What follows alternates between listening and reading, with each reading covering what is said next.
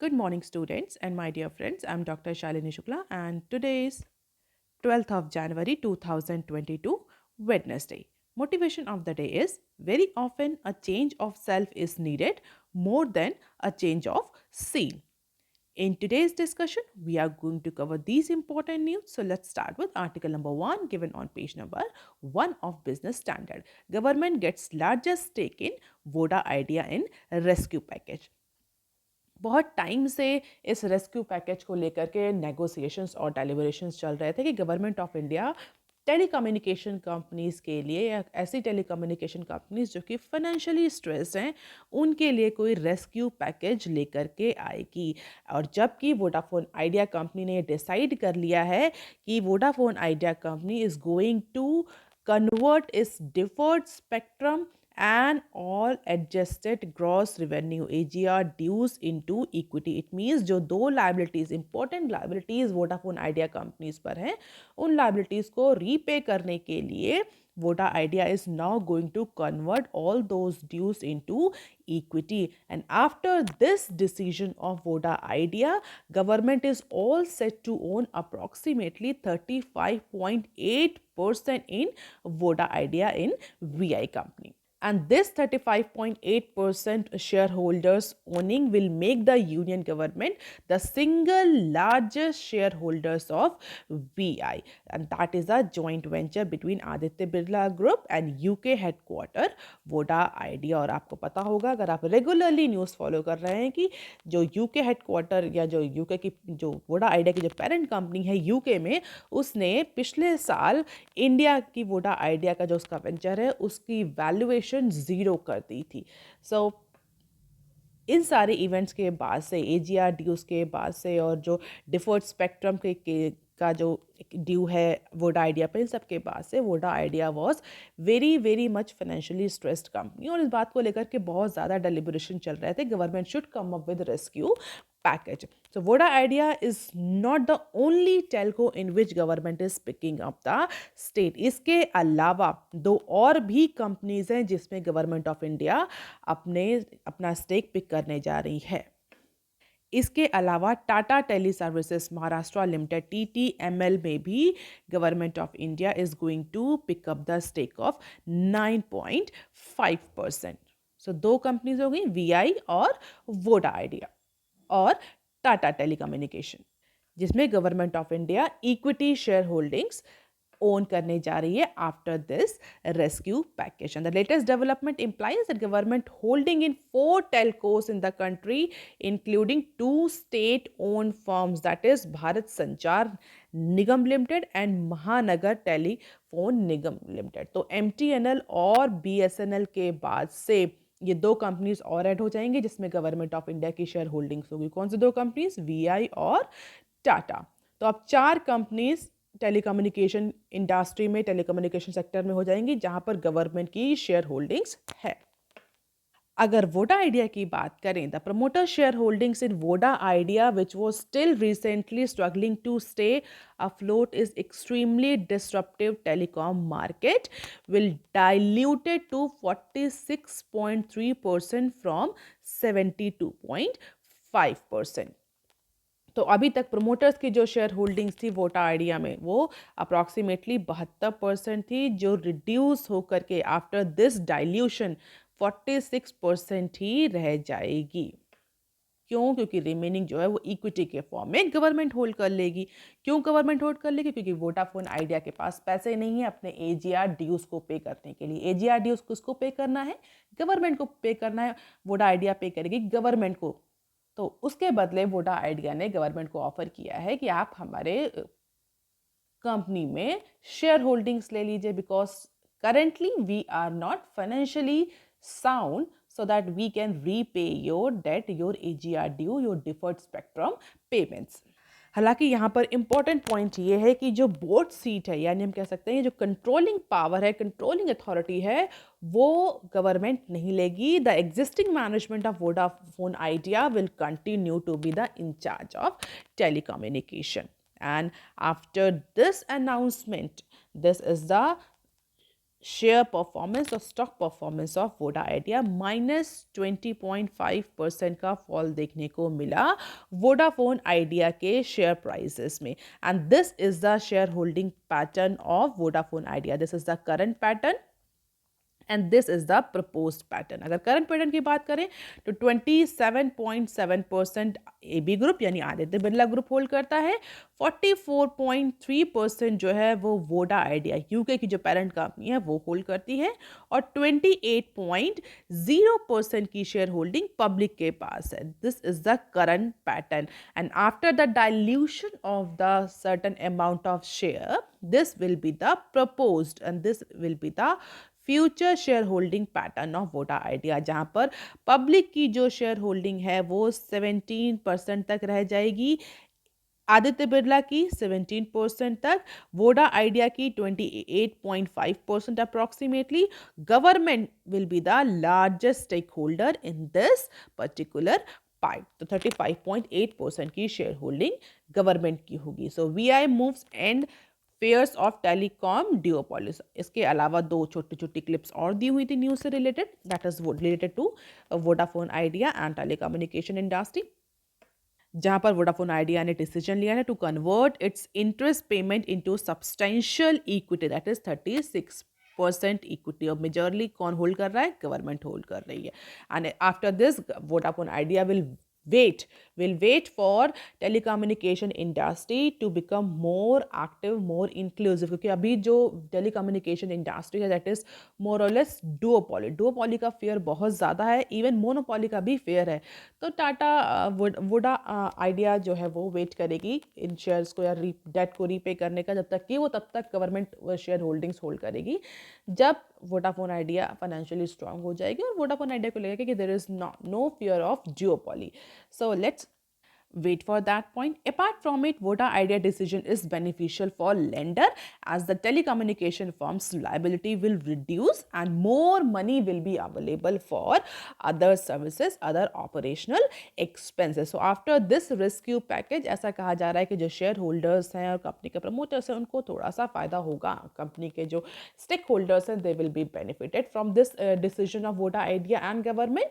Why? Because more fund will be available for providing services, for installing towers and providing better network coverage to the public, so that better revenue can be generated for paying the future debt.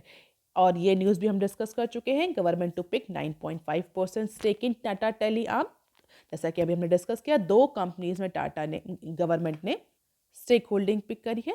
Tata telecommunication में 9.5% की stake holding government pick कर रही है in order to provide the rescue package. तो फिलहाल पिछले साल government ने रेस्क्यू पैकेज ऑफर किया था वोडा आइडिया को और टाटा को, दोनों ने ही ये रेस्क्यू पैकेज एक्सेप्ट कर लिया है। एंड डेफिनेटली गवर्नमेंट ने जब 9.5% की स्टेक होल्डिंग पिक करी है टाटा टेलीकम्युनिकेशन सर्विसेज में, तो टाटा सन्स और उसके एफिलिएट्स की जो शेयर होल्डिंग्स है वो रिड्यूस हो जाएगी। हालांकि टाटा सन्स की कितनी शेयर होल्डिंग्स है टाटा टेली सर्विसेज महाराष्ट्र में, it is still unknown, but yes government is going to pick 9.5%। अब देख लेते हैं article number 2 that is given on page number 4 of Business Standard. Fracture of interstate relations, India's top risk in 2 years, says WEF. Recently world economic Forum ने एक report publish करी है, the name of that report is executive opinion survey, EOSO। EOS report publish करी है और उसके results के according India में जिस तरह से inter state relation break down हो रहे हैं, फ्रैक्चर हो रहे हैं, रिड्यूस हो रहे हैं, that is going to be the biggest risk for India for upcoming 2 to 3 years. So a fracture of interstate relation could be the India's biggest risk coming out of pandemic as per the World Economic Forum. इसके अलावा अगर बात करी जाए other कौन से risk हैं जो इंडियन इकोनॉमी को, इंडियन इकोनॉमी की फंक्शनिंग को, उसके ग्रोथ प्रोस्पेक्ट्स को अफेक्ट करेंगे, so according to World economic Forum other top risk include the debt crisis in large economies, youth disillusionment, failure of technology governance and digital inequality. So WEF ने, world economic Forum ने कुछ ऐसे risk chalk out किए हैं या ऐसे risk identify किए हैं that is going to impact the large economies, emerging economies और डेवलप्ड इकोनॉमीज। अब यहाँ पर बात आती है इंडिया के लिए जो inter state relation, break down of inter state relations की बात करी है वर्ल्ड इकोनॉमिक फोरम ने, उसके according what is the actually meaning of this fracture of inter state relationship.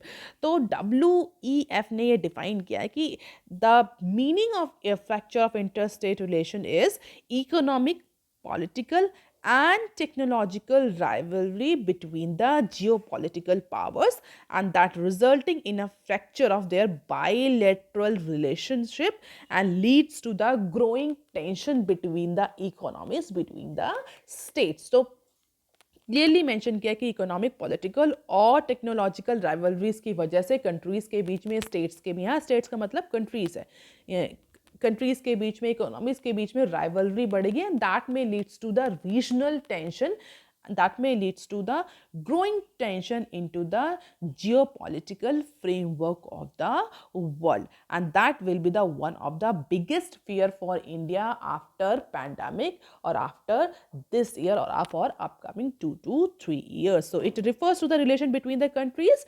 The 7th edition of the report highlighted that global risk for upcoming next 2 years. और इन सब के risk के अलावा environment और ecological concern को भी एक बहुत ही इंपॉर्टेंट रिस्क के फॉर्म में WEF ने, वर्ल्ड इकोनॉमिक फोरम ने आइडेंटिफाई किया है, and that includes the extreme वेदर्स, livelihood crisis, climate action failures, social cohesion erosion and infectious diseases. So basically World Economic Forum ने कुछ risk factors को list out किया है और countries को warn किया है कि for upcoming 2 or 3 years these factors are going to disrupt your economic growth, these factors are going to disrupt your development, your peaceful living, so that countries can make policies and measures at an appropriate time in order to mitigate the impact or negative impact caused by those factors. तो ये सारे factors WEF ने, world economic forum की जो report आई है executive opinion सर्वे, उसमें clearly identify किए गए. The report looks to engage leaders in thinking about the risk in a way that is removed from the quarterly reporting cycle. और इन्हीं risk को classify भी किया गया है इस पर्टिकुलर रिपोर्ट में. थोड़ा रिपोर्ट के बारे में आप देख लीजिएगा. क्लासीफाई किया गया है कि शॉर्ट टर्म रिस्क कौन से हैं, मीडियम टर्म रिस्क कौन से हैं और लॉन्ग टर्म रिस्क कौन से हैं, स्पेशली फॉर इकोनॉमिकल पावर. तो अगर मीडियम टर्म रिस्क की बात करी जाए तो ऐसे रिस्क जो कि आगे आने वाले 2 से 5 साल तक रहेंगे, long term for next 5 to 10 years. तो क्लाइमेट से लेकर के लाइवलीहुड, इकोनॉमिकल, टेक्नोलॉजिकल और सोशल इनइक्वालिटीज, इन सारे रिस्क को कवर किया है वर्ल्ड इकोनॉमिक फोरम में. And this is the short term risk. तो medium term, short term and long term risk. तो शॉर्ट टर्म रिस्क में fracture of interstate relation, debt crisis in the large economy, and that if you see all these risk, that all these risk are just related with the pandemic. Pandemic की वजह से ये short term risk हैं. Once India will or other economies will overcome from this pandemic, then they will encounter with medium term risk, and after medium term there will be long term risk.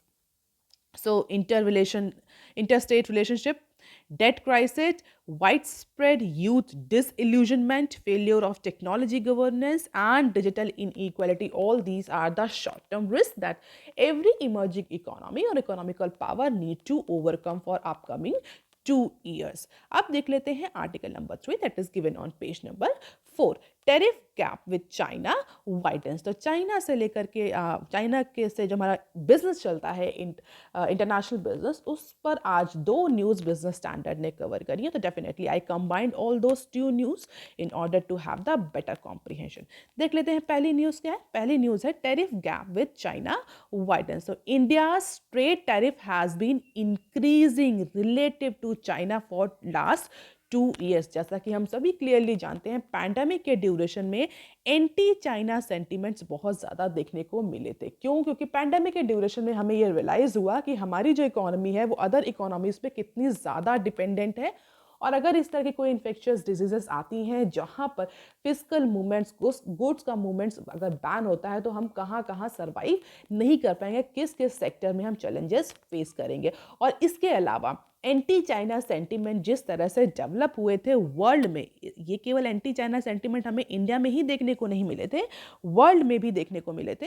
क्योंकि कई सारे countries का allegation था कि जो एक pandemic हो रहा है, this is all because of the China's experiment and some undisclosed event that happens in China. और उसके बाद से इंडिया ने भी इस पैंडेमिक की अपॉर्चुनिटी को यूज किया in order to make itself a export hub. और उसके लिए चाइना के बहुत सारे इन्वेस्टमेंट पर बैन लगा, चाइना से आने वाले एफडीआई पर बैन लगाया गया, बहुत सारे रेगुलेशंस और रूल्स मॉडिफाई किए गए थे। अगर आप रेगुलरली फॉलो कर रहे थे मेरा न्यूज़ चैनल तो आपको पता भी होगा, हमने कई बार उसको डिस्कस भी किया था।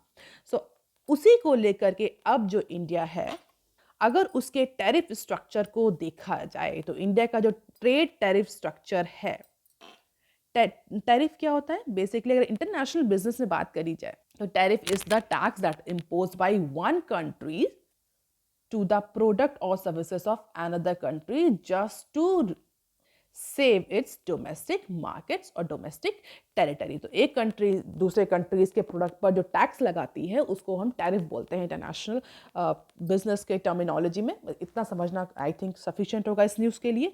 तो अगर हम इंडिया के ट्रेड टैरिफ को देखा जाए तो लास्ट 2 सालों से जब से पैंडेमिक आया है, इंडिया का जो ट्रेड टैरिफ है चाइना के अगेंस्ट वो कंटिन्यूअसली बढ़ रहा है। And India's average effectively applied tariff rate across all products was 10.21% in 2019 compared to 5.39% for China and shows the latest data from the World Bank। और ये रिपोर्ट जो India के टैरिफ की और जो जिस तरह से टैरिफ मॉडिफाई हो रहा है, ये रिपोर्ट इंडिया या चाइना ने पब्लिश नहीं करी है। This particular report has been और this particular data has been compiled by World Bank. और ऐसा नहीं है कि ये हमेशा से ये ट्रेंड चला आ रहा है जिस तरह से दोनों ही कंट्रीज एक दूसरे पर ज़्यादा से ज़्यादा टैरिफ इम्पोज कर रहे हैं। अगर पिछले 2 सालों को यानी पैंडेमिक को छोड़ दिया जाए, पिछले 2 सालों को छोड़ दिया जाए तो उसके ड्यूरेशन में मिलेनियम के पीरियड में पिछले 10 सालों में दोनों ही कंट्रीज इस बात की कोशिश कर रहे थे कि जो उनके टैरिफ हैं वो रिड्यूस किए जाए, डाउन किए जाए since the turn off millennium. But since last 2 years जो कि 2019 में ख़त्म हुआ है, as per the data available, there is a divergent trend। Divergent trend means India और तो टैरिफ इम्पोज कर रहा है चाइना पर, चाइना भी टैरिफ इम्पोज कर रहा है। टैरिफ के अलावा नॉन टैरिफ बैरियर भी इम्पोज किए जा रहे हैं। बहुत सारे रीजंस हैं, पॉलिटिकल और जियोपॉलिटिकल रीजन है इस टैरिफ और नॉन टैरिफ बैरियर्स को इम्पोज करने के, that we are not going to discuss here. So India recently raise the issue of China's claim to easier norms as developing countries at WTO। Recently WTO के फोरम में China ने claim किया है China is the developing country, China is not the developed one. तो developing countries के tag के according China को इंटरनेशनल ट्रेड में वो सारे बेनिफिट मिलने चाहिए जो कि इंडिया जैसे या अदर डेवलपिंग कंट्रीज को मिलते हैं। मींस प्रेफरेंशियल ट्रीटमेंट की बात कर रहा था चाइना WTO पे, और इंडिया ने डेफिनेटली उस पर्टिकुलर क्लेम को क्वेश्चन किया कि that China is no longer a developing country. It pointed out that China is now an upper middle income country and it was thus questionable to avail the benefit that is provided under the developing country tag। तो India ने clearly इस बात को negate किया है और कहा है कि चाइना अब डेवलपिंग नेशन नहीं है। China now comes under the upper middle income country, but China का अपना उसमें आर्ग्यूमेंट है और definitely every country wants to gets the preferential treatment and other sort of benefits under developing country tag. China is saying there was no uniform definition of developing country. कोई uniform definition नहीं है, ऐसी कोई definition अभी developing countries के term को लेकर के यूनानिमसली एग्री नहीं करी गई है। It is considered itself still the part of the group relative to its position behind the most developed nation. और चाइना ने अपना डेटा दिया कि अभी भी चाइना की जो इकोनॉमी है वो बहुत सारे डेवलप कंट्रीज से पीछे है और उसके अकॉर्डिंग चाइना जो है वो अभी भी डेवलपिंग कंट्री है। बहुत सारे डेवलप कंट्रीज का डेटा चाइना ने दिया, यूएस का और जो अदर स्कैंडिनेवियन नेशंस हैं उन सब का डेटा प्रेजेंट करते हुए चाइना ने कहा कि चाइना अभी भी डेवलपिंग कंट्रीज है। आप इन डेवलप्ड नेशंस को देखिए, and there is no unanimous definition of developing country term. So as per China, China considered themselves as a developing country, and for that China required all preferential treatment or international trade benefits under this particular tag. Recently China ने 20 years complete किए हैं as a WTO member, and अगर GDP की बात करी जाए, पर capita GDP की बात करी जाए, तो करंटली चाइना's पर capita GDP has gone from $1053.1 in 2001 to approximately $10,434.8 in financial year 2020। और इंडिया का अगर कंपैरिजन किया जाए तो इंडिया अभी बहुत पीछे है उससे। इंडिया का जो पर कैपिटा जीडीपी है जो कि 2001 में 451.6 था, जो बढ़ के 1927.7 आया। तो अभी हम कह सकते हैं कि 10 टाइम्स कम है इंडिया का per capita GDP in comparison to China. और अगर इंडिया की बात करें तो यूएस जैसी इकोनॉमी ये क्लेम करती है कि India is no longer developing country, India is now the developed one. तो अगर इंडिया 1000 की per capita income, per capita GDP पर डेवलप के टैग में आ सकता है, तो व्हाई नॉट चाइना। इसको लेकर बहुत सारे डेलिब्रेशंस हुए, बट स्टिल क्योंकि डेवलपिंग कंट्री टैग की कोई भी एक कॉमन डेफिनेशन, यूनानिमस डेफिनेशन अभी एग्री नहीं हुई है, so that is why China wants to avail all the benefits that are associated with this particular developing country tag. And this is the China tariff rate is down by 2/3 since 2000. And this is the red line that indicates the China tariff rate. This blue line indicates the tariff rate by India, and this black line indicates the world. और that is a simple mean of all products tariff. तो ये mean है exactly, definitely बहुत सारे products हैं, सब पे अलग अलग टैरिफ अट्रैक्ट होता है। We can not create the chart of every product और एवरी सर्विसेज है, that is what is the mean. I hope you all must be knowing what is mean. Mean is an average. तो ये mean का graph है, हम देख सकते हैं। हालांकि दोनों के ही केस में, चाइना और इंडिया दोनों के ही केस में पिछले 10 सालों में, अगर 2 साल को छोड़कर उससे पहले के डिकेड्स की बात करी जाए, तो दोनों ही कंट्रीज जो हैं वो टैरिफ रिड्यूस कर रहे थे। बट लास्ट 2 ईयर्स से एंटी चाइना सेंटीमेंट्स इंडिया में ज़्यादा देखने को मिले हैं, और पैंडेमिक के बाद से चाइना को लेकर के और ज़्यादा कॉशियस हो गया India, and that is why there is a divergent trend. Now you can easily see दोनों ही कंट्रीज, और स्पेशली इंडिया, अगर चाइना को फिर भी ना देखा जाए, चाइना ने फिर भी टैरिफ बहुत ज़्यादा इंक्रीज़ नहीं किए, इंडिया ने टैरिफ जो हैं वो इंक्रीज करने शुरू कर दिए हैं against China. So there is a divergent trend in last 2 years. Apart from it, now there is one another news that is related to Chinese investment. So India is now considering easing scrutiny on certain foreign direct investment according to the people familiar with the matter.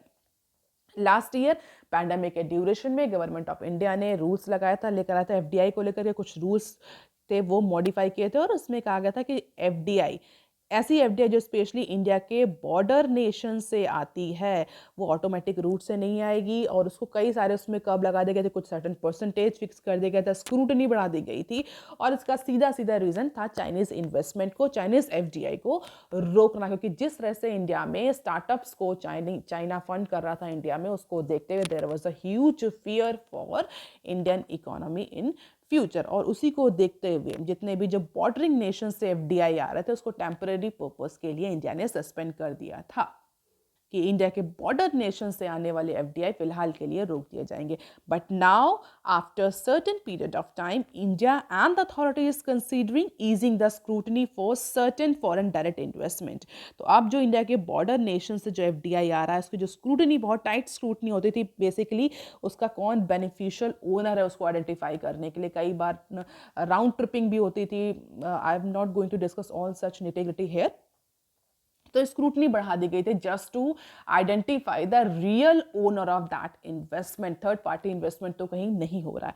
तो but now India is considering to ease out all those scrutiny norms on certain FDI as per the people familiar with the matter, after rules mainly aimed at China created a bottleneck for inflow. तो Currently, our Prime Minister is scrutinizing all the investment proposals from the companies that are either based in countries that share a land border with India or have an investor from one of these nations. तो उन सारे FDI proposals का investment scrutiny बहुत tight scrutiny होती थी और ऐसा कहा जाता था कि जो चाइना है उसका स्टार्टअप, इंडिया के जो स्टार्टअप्स में चाइनीज़ बहुत इन्वेस्टमेंट लगा रहे हैं, जैसे कि जो इंडिया के स्टार्टअप पोटेंशियल वायबल स्टार्टअप्स हैं उनको कैप्चर कर सकें चाइनीज़ इन्वेस्टमेंट।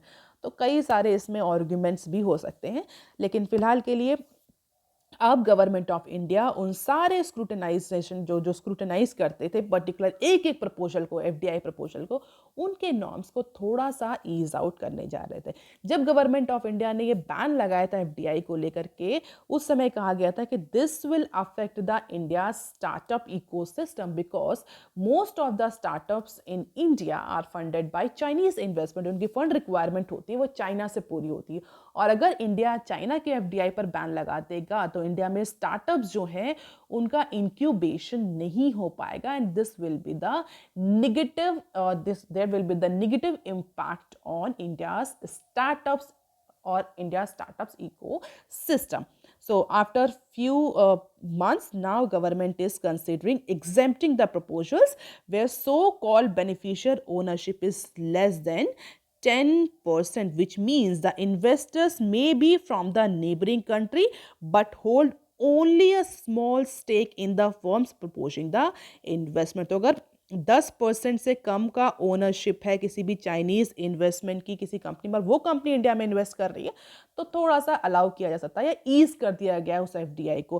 पहले ये 10% का जो थ्रेशोल्ड था वो 5% था, अब इसको बढ़ा करके 10% कर दिया जा रहा है। इट मीन्स कि अगर चाइना का इन्वेस्टमेंट किसी कंपनी में 10% तक है और वो कंपनी इंडिया में एफडीआई ला रही है तो वो ला सकती है, इट इज़ अलाउ। पहले ये 5% था कि गवर्नमेंट ऑफ इंडिया मानती थी कि अगर 5% तक का ओनरशिप है किसी भी चाइनीज़ इन्वेस्टर की किसी कंपनी में और वो कंपनी इंडिया में कुछ करना चाह रही, कुछ एफडीआई लाना चाह रही, तो that is purely Chinese investment. But now these norms are getting relax, so India is considering exempting proposals with where beneficial ownership is less than 10%, which means the investors may be from the neighboring country but holds only a small stake in the company that is proposing the investment. And this move is being considered after proposal worth rupees $6 billion was stuck amid the red tape because of all these sort of restrictions. तो $6 billion का investment stuck हो गया था, FDI stuck हो गया था because of this rule by India.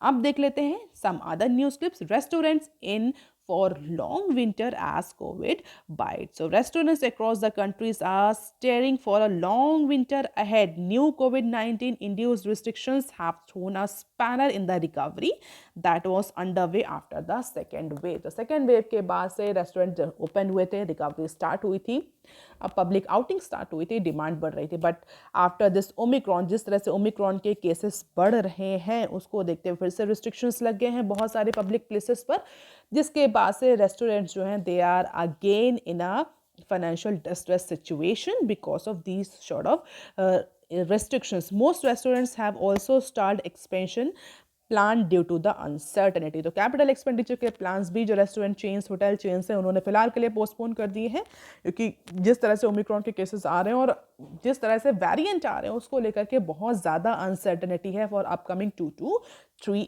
years. So 35 restaurants shuttered in the last 2 years, और because of this financial distress situation 35% restaurant chains जो हैं, रेस्टोरेंट्स हैं, वो बंद हो गए हैं। And 2.5 million jobs has been lost in food business during the first 2 waves of Covid pandemic. तो अप्रॉक्सीमेटली इतने लोगों ने अपनी जॉब खोई है because of all these restriction and its impact on restaurant industry. And $2 trillion size of India's food market in financial year, जो कि 4.23 trillion थी कब, 2020 में, जो कि 2021 में आते आते पैंडेमिक की वजह से केवल और केवल 2 ट्रिलियन वैल्यूएशन तक रह सकेगी। तो आप देख सकते हैं कि वैल्यूएशन आधा हो गया, 4 ट्रिलियन की मार्केट, फूड मार्केट 2 ट्रिलियन तक पहुंच गई है डेफिनेटली। और इस ओमिक्रॉन के बाद से और ज़्यादा रिस्ट्रिक्शन बढ़े हैं, रेस्टोरेंट्स फिर से क्लोज डाउन हो रहे हैं, उसका सीधा इम्पैक्ट हमें जॉब जनरेशन पर देखने को मिलेगा, फूड इंडस्ट्री की वैल्यूएशन पर देखने को मिलेगा। अब देख लेते हैं next clip.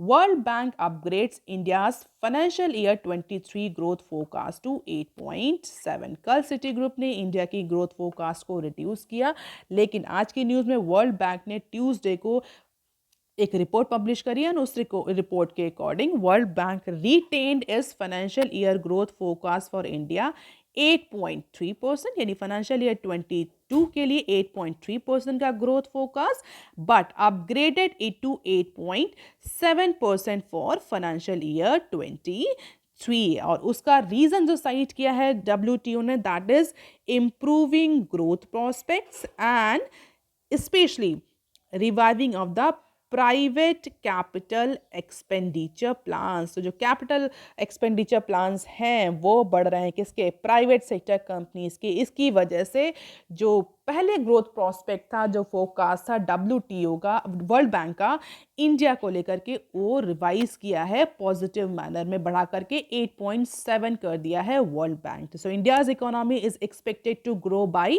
8.3% in the fiscal year that is ending on March 2022 and unchanged from the June 21 outlook. But yes, forecast for 23 and 24 for India has been upgraded to 8.7 and 6.8% respectively by World Bank. So it's a good sign for India, good gesture for India. अब देख लेते हैं next clip. Government object to Singapore curbs on meat egg import. So India at WTO has questioned the restriction on what? On meat egg import by which company? By Singapore from the country for lack of mutual recognition agreement between the two. तो Singapore ने recently meat egg के import पर ban लगा दिया है। कब लगा दिया है? उन कंट्रीज से जिनके साथ उसका म्यूचुअल रिकॉग्निशन एग्रीमेंट नहीं है, MRA नहीं है, म्यूचुअल रिकॉग्निशन एग्रीमेंट नहीं है अगर किसी कंट्री के साथ सिंगापुर का, तो सिंगापुर उस कंट्री से किसी भी तरह का मीट या एग इंपोर्ट नहीं करेगा। And India's request Singapore to explain the reason for this non existence of MRA with India. और इंडिया ने पूछ लिया WTO में कि अगर आप ये MRA को ऑब्लिगेटरी कर रहे हैं कंट्रीज के लिए, तो आप मुझे आप रीजन बताएं कि आपने अभी तक इंडिया के साथ ये MRA क्यों साइन नहीं किया। What are the reason that you are not signing any MRA with India. And definitely India और सिंगापुर के अच्छे ट्रेड रिलेशन है, जबकि दोनों के बीच में कॉम्प्रिहेंसिव फ्री ट्रेड एग्रीमेंट भी है। Then why we do not have this MRA? What is the reason? Is there any quality issue? Is there any other hurdles we can remove and we can sign this MRA? So Singapore claimed that meat, egg and other product must be imported from the approved sources in accredited countries or region that meet the Singapore Food Agency's food safety and animal health standard requirement. और शायद Singapore को ये लगता है कि India इस सारे minimum quality standards को फॉलो नहीं करता, that is why they do not have sign any MRA with India. And if India has not signed any, or India and Singapore do not have any MRA, definitely India is not eligible to export its product to Singapore, especially meat and egg. So WTO में इस particular issue को discuss किया जा रहा है and India is trying to resolve the issue with India so that meat and egg can be exported to Singapore as well. अब देख लेते हैं नेक्स्ट क्लिप। बैंक्स में log 36% rise in Q3 net profit. So recently मैंने discuss कल भी किया था कि अब इस समय कंपनीज जो हैं वो अपने Q3 के रिजल्ट्स रिपोर्ट कर रही हैं, और कल भी हमने डिस्कस किया था कि उस रिपोर्ट के अकॉर्डिंग और उन रिजल्ट्स के अकॉर्डिंग कुछ टॉप सेक्टर्स ऐसे हैं जहां पर कंपनीज ने अच्छा खासा प्रॉफिट मार्जिन रिपोर्ट किया है, जहां पर माइंस, मिनरल्स, पेट्रोलियम जैसे प्रोडक्ट्स कंपनीज की, जहां पर कंपनीज ने 25% का इंक्रीज रजिस्टर किया है इन टर्म्स ऑफ मार्जिन। वहीं कंज्यूमर ड्यूरेबल्स और अदर जो कुछ सेक्टर्स हैं जहां पर कंपनीज का प्रॉफिट मार्जिन रिस्ट्रिक्ट हुआ है। आज के न्यूज़पेपर में बैंक्स के प्रॉफिट मार्जिन की बात करी गई है, और as per the recent financial reports that are being reported by banks, there is approximately 36% rise in the profit of banks, or as per the Q3 result. तो banks का net profit जो है वो 36% तक बढ़ा है Q3 में। So India the listed banks are likely to post approximately 36.3% year on year rise in net profit, and that helped by a lower provisioning burden for stress loan। और ये profit margin जो दिख रहा है उसका सीधा सीधा रीजन है कि there was a lower provisioning burden for stress loan, जिसकी वजह से प्रॉफिट मार्जिन जो है वो बढ़ा हुआ दिख रहा है। बट प्रॉबेबली अगर रियलिटी में देखा जाए तो आगे आने वाले सालों में शायद जो प्रोविजनिंग फॉर स्ट्रेस लोन है वो आरबीआई बढ़ा दे, तो ये जो प्रॉफिट मार्जिन जो अभी 36% का दिख रहा है ये रिड्यूस हो। हालांकि this particular 36% increase is year on year basis, just like in case of companies year on year basis. Q2 के कंपैरिजन में कितना इंक्रीज हुआ है that we can see from this graph. जैसा कि कल हमने डिस्कस भी किया था कि Q2 के रिजल्ट के कंपैरिजन में Q3 में जो प्रॉफिट मार्जिन है कंपनीज के वो रिस्ट्रिक्ट हुए हैं, वो स्लैश डाउन हुए हैं। पिछले साल के कंपैरिजन में 25% का इंक्रीज देखा गया था कंपनीज के नेट प्रॉफिट में। यही सेम पैटर्न हमें बैंक्स के केस में भी दिख सकता है। This is the quarter wise result, Q3 result, Q2 and Q1 results of bank. So you can have just have the glimpse of it, you do not need to remember it. अब देख लेते हैं next clip. Assets of passive fund search 60% to 4.7 trillion in 2021। So, as per the recent data, investment in passive schemes have been gaining momentum. So, passive schemes have gaining momentum, prominence in Indian mutual fund industry. क्यों? क्योंकि investors जो हैं वो अब passive schemes को ज़्यादा prefer कर रहे हैं in order to put their money into this category. और सिंपल इसका रीज़न है फॉर डाइवर्सिफिकेशन। पोर्टफोलियो डाइवर्सिफिकेशन को इम्प्रूव करने के लिए now mutual fund investors are actually putting their money into passive schemes. और इस पर्टिकुलर प्रेफरेंस के अकॉर्डिंग अगर पिछले लास्ट सालों में देखें तो past 1 year there has been increased participation in low cost passive funds, जिसकी वजह से 60% ग्रोथ देखने को मिली है in the asset of passive funds in financial year 21। तो 4.7 ट्रिलियन का इन्वेस्टमेंट पैसिव फंड स्कीम्स में देखा गया है। The data from association from mutual funds in India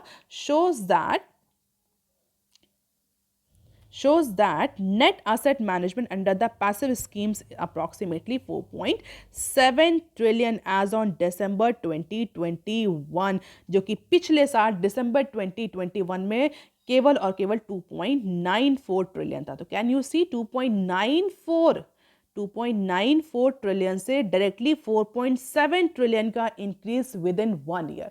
तो डेफिनेटली जो म्यूचुअल फंड के इन्वेस्टर्स हैं वो पैसिव फंड्स को प्रेफर कर रहे हैं, अपने जो मनी है वो पैसिव फंड स्कीम्स में ज़्यादा डालते हैं। What are the passive funds schemes? The passive fund schemes include index funds, exchange traded funds, funds of funds, investing overseas। passive एक active, अगर आप देखें इंग्लिश में जानते हो तो active passive means basically indirect investment। So surge in the assets of passive schemes is due to sharp inflow into those categories of funds and continuous launch of these funds। तो जो हमारे ETF होते हैं, जो हमारे index funds होते हैं, जो हमारे फंड्स ऑफ फंड्स होते हैं, they all these schemes are called as passive fund schemes. Recently इनमें सर्च देखा गया है और 4.7 ट्रिलियन तक का इन्वेस्टमेंट फाइनेंशियल ईयर 21 या दिसंबर 21 तक देखने को मिला है। This is the graph that you can have the glimpse of it, जो कंटिन्यूअसली इंक्रीज हो रहा है। पैसिव फंड्स में जो इन्वेस्टर्स हैं उनका अट्रैक्शन कंटिन्यूअसली बढ़ रहा है। So that is all for today students. If you want lecture PDF, you can join my Telegram channel. You can also follow me on other social media platforms. If you have any query and suggestion, please write on comment section below. Like, share and subscribe. Thank you. Have a nice day.